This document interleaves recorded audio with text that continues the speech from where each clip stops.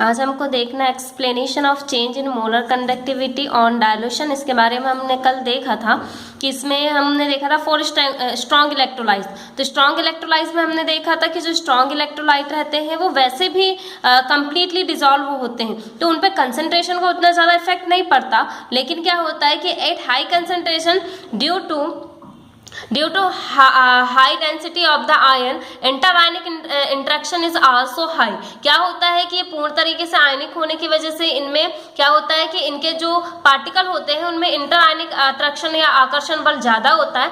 Due to reason mobility of ion low on dilution, the distance between the ion increase resulting and increasing the mobility of ion.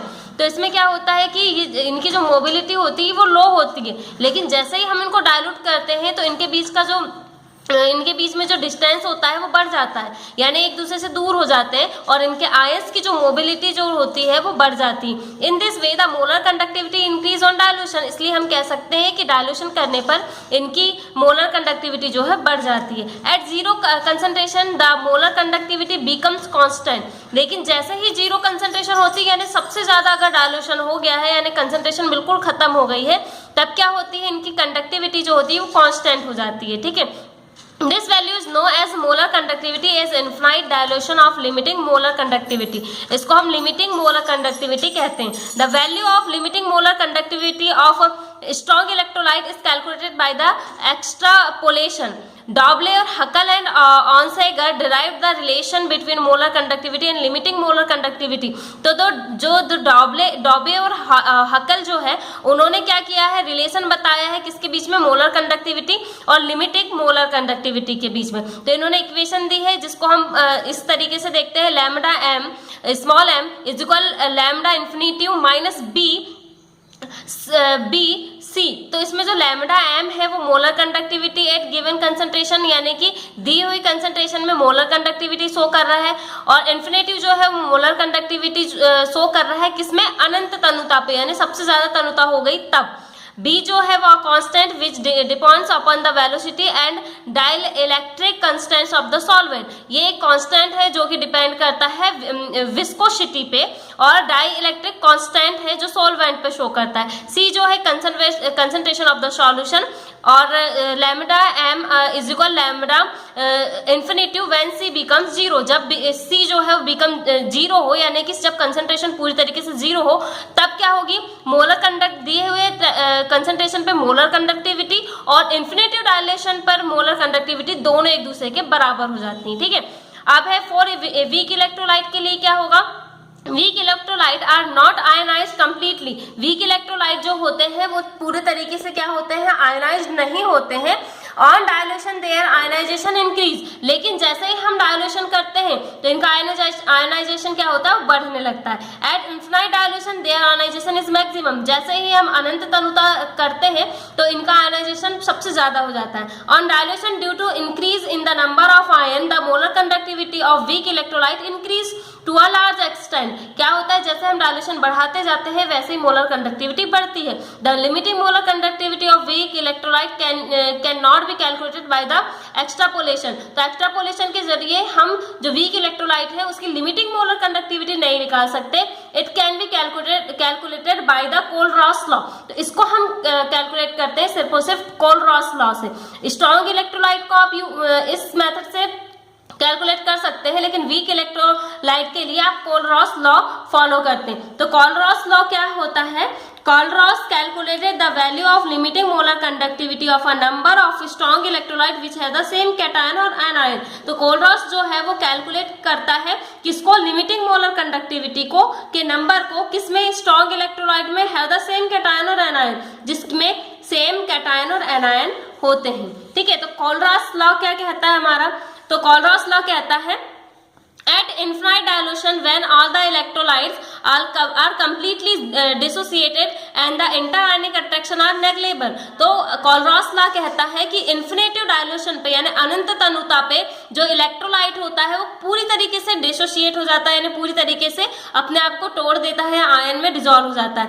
And the interionic attraction are negligible. तो इनके बीच में जो अंतर आणविक जो अंतर ion जो attraction है, आकर्षण है, वो पूरी तरीके से कम हो जाता है, यानी जीरो मान सकते हैं। Each ion makes a certain definite contribution to the conductivity of the electrolyte. इसमें हर एक आयन जो रहता है वो अपनी एक भूमिका अदा करता है इलेक्ट्रोलाइट के लिए।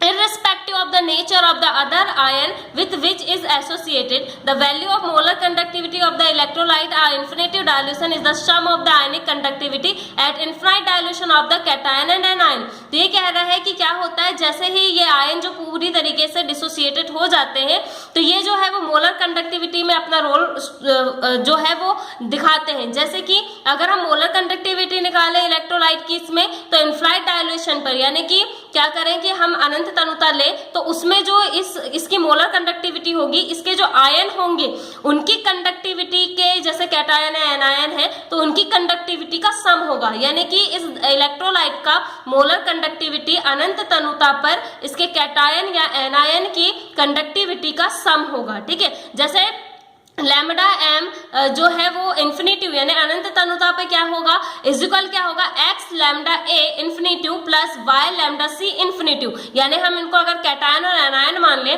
तो इनका सम जो है वो क्या कहलाएगा, अनंत तनुता पर इलेक्ट्रोलाइट की conductivity. Here lambda A infinitive and lambda C infinitive are the ionic conductivity of anion. तो ये एनायन एंड कैटायन, तो यहाँ पे ए जो है वो एनायन को शो कर रहा है और सी जो है वो कैटायन को शो कर रहा है respectively. The law of sometimes called the law of independent migration of ion. तो ये जो लॉ है वो कभी कभी हम इसको इंडिपेंडेंट माइग्रेशन ऑफ आयन कहते हैं, आयंस का स्वतंत्र रूप से क्या है माइग्रेशन करना, यानी कि किसी और जगह चला जाना। ठीक है, अब हम देखते हैं एप्लीकेशन ऑफ कोलरॉस लॉ के। कोलरॉस लॉ के क्या क्या एप्लीकेशन हो सकते हैं, यूज है। पहला है calculation of the limiting molar conductivity for weak electrolyte. किसी भी वीक इलेक्ट्रोलाइट के लिए हम क्या आणविक चालकता जो है वो निकाल सकते हैं। The law helps in the determine of molar conductivity of weak electrolyte. The determination of lambda m infinitive is not possible by the extrapolation। तो एक्स्ट्रापोलेशन से हम क्या करते हैं, लैम्डा m infinitive नहीं निकाल सकते, इसीलिए हम क्या करते हैं, कोलरॉस लॉ का इसमें यूज करते हैं। ठीक है, नेक्स्ट हमारे पास क्या है इसका, calculation of degree of ionisation of weak electrolyte. तो वीक इलेक्ट्रोलाइट की हम क्या करते हैं, उसके आयनाइजेशन या आयनन की डिग्री ज्ञात करते हैं। तो the molar conductivity of an electrolyte depend upon its degree of ionisation. तो क्या होता है, जो इलेक्ट्रोलाइट होता है उसकी मोलर कंडक्टिविटी जो है वो उसके डिग्री ऑफ आयनाइजेशन पे, यानी उसका आयनाइजेशन कितना हो रहा है उस पे इसकी कंडक्टिविटी शो होती है। The molar of equivalent conductivity of an electrolyte becomes maximum in infinitive dilution because in the state the electrolyte is considered to be ionized completely। तो जो कंडक्टिविटी होती है इलेक्ट्रोलाइट की वो क्या होती है, मैक्सिमम होती है कब, जब अनंत तनुता होती है। क्यों, क्योंकि इसमें इलेक्ट्रोलाइट जो है वो पूरी तरीके से आयनाइज हो जाता है। The degree of ionisation and infinite dilution thus become unity. यहाँ पे आयनाइजेशन और इनफिनाइट डायल्यूशन जो होती है, डिग्री ऑफ आयनाइजेशन और इनफिनाइट डायल्यूशन जो होते हैं वो यूनिटी हो जाती है। The degree of ionisation alpha of an electrolyte at an concentration C is given as. अगर हम अल्फा मान ले क्या, डिग्री ऑफ आयनाइजेशन, तो इस फॉर्मूले के जरिए हम उसको निकाल सकते हैं। ठीक है, अब नेक्स्ट क्या है एप्लीकेशन, नेक्स्ट है calculation of the solubility of a Sprüngli soluble salt. ऐसा कोई सॉल्ट जो कि किसी भी सॉल्यूशन में कम घुल रहा हो, स्प्रिंगली सॉल्युबल हो, उसकी सॉल्युबिलिटी को हम का कैलकुलेशन इससे कर सकते हैं। सब्सटेंस लाइक सिल्वर क्लोराइड और lead sulphate which ordinary are considered to be insoluble are soluble in water to some extent। क्या करते हैं ये कि अधिकतर जो है वो insoluble होते हैं वाटर में। The solubility of salt may be determined easily with the help of Kohlrausch law and form conductivity measurement of their saturated solution. तो हम कोलरॉस लॉ के जरिए इनकी कंडक्टिविटी और इनके सैचुरेशन को निकाल सकते हैं। Since a very small amount of soluble dissolved in water, it must be completely dissociated into ion even as saturated solution. तो saturated solution में ये क्या करते हैं कि इसका स्मॉल अमाउंट जो है वो वाटर में पूरी तरीके से डिसॉल्व नहीं होता, तो हम इसको इस लॉ से निकालते हैं। तो आपको सिर्फ मतलब इसकी लाइन पता होनी चाहिए कि इसको किस किस चीज में यूज किया जा सकता है। नेक्स्ट है आपका calculation of the ionic product of water. तो वाटर के जो आयनिक प्रोडक्ट होते हैं, अगर हम वाटर को H2O को अगर हम तोड़े या डिसॉल्व करें तो इनके आयन क्या बनेंगे, H+ और OH- आयन बनेंगे। तो हम वाटर के जो आयन होते हैं उनका इससे कैलकुलेट कर सकते हैं, ठीक है। अब नेक्स्ट आता है हमारे पास क्या है, galvanic cell.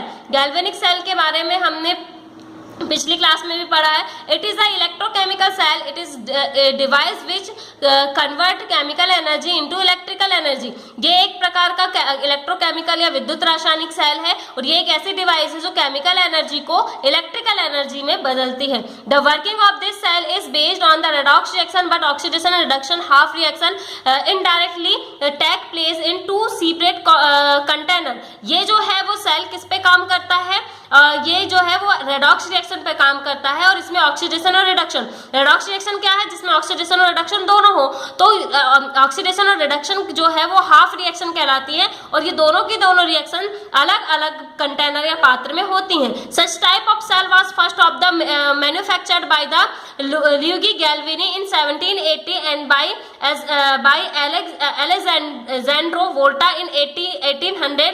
Hence, it is also called the galvanic cell और voltaic cell। तो इनके वैज्ञानिक गैल्वेनिक और वोल्टा के नाम पर इनको गैल्वेनिक सेल या वोल्टिक सेल कहा जाता है, ठीक है। तो अब इस सेल के बारे में हम आगे की नेक्स्ट क्लास में पढ़ेंगे।